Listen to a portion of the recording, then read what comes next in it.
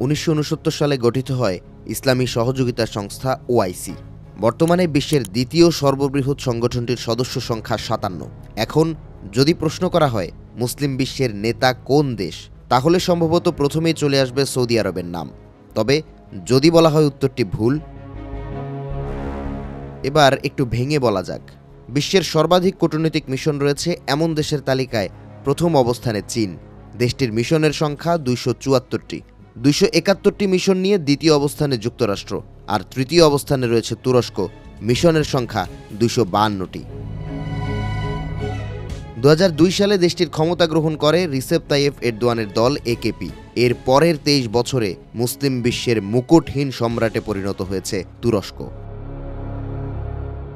আঙ্কারার প্রভাব বিস্তারের প্রমাণ মিলল আরেকবার। সম্প্রতি আসন্ন বাজেট প্রস্তাব উত্থাপনের সময় কাশ্মীর প্রসঙ্গ তুলে ধরেন তুর্কি পররাষ্ট্রমন্ত্রী হাকান ফিদান।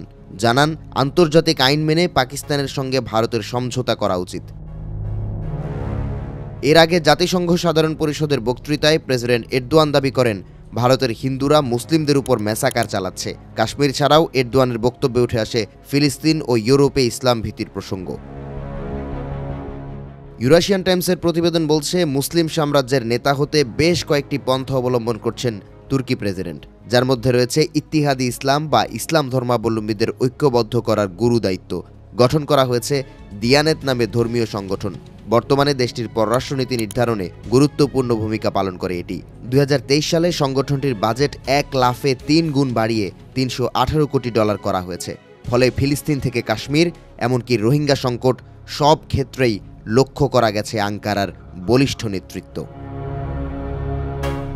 প্রতিবেদনে উল্লেখ করা হয়, বাংলাদেশ জামাত ইসলামীকে সমর্থন দিচ্ছে এরদোয়ানের একেপি বা দিয়ানেত। শুধু মুখে সমর্থন নয়, দেয়া হচ্ছে আর্থিক ও কারিগরি সহায়তা। চলতি বছর জুলাইয়ে এরদোয়ানের ঘনিষ্ঠ মিত্র জামাতের কার্যালয় পরিদর্শন করে গেছেন বলে দাবি করা হয়। বিপরীতে জামাত সহ ইসলামী দলগুলোর সদস্যরা তুরস্কে গিয়ে সমরাস্ত্রের প্রশিক্ষণ নিয়ে এসেছেন।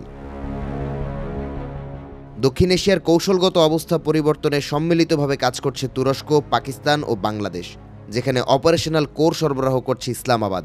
দর্শনগত ভিত্তি দিচ্ছে ঢাকার জামাত, আর কূটনৈতিক ও আর্থিক সহায়তা প্রদান করা হচ্ছে আঙ্কারার পক্ষ থেকে। ইউরাশিয়ান টাইমসের দাবি, বঙ্গোপসাগরে শীঘ্রই দেখা যাবে ইসলামের পুনর্জাগরণ, যেখানে এশিয়ায় প্রক্সি যুদ্ধের কেন্দ্রস্থল হবে বাংলাদেশ ফ্রন্ট।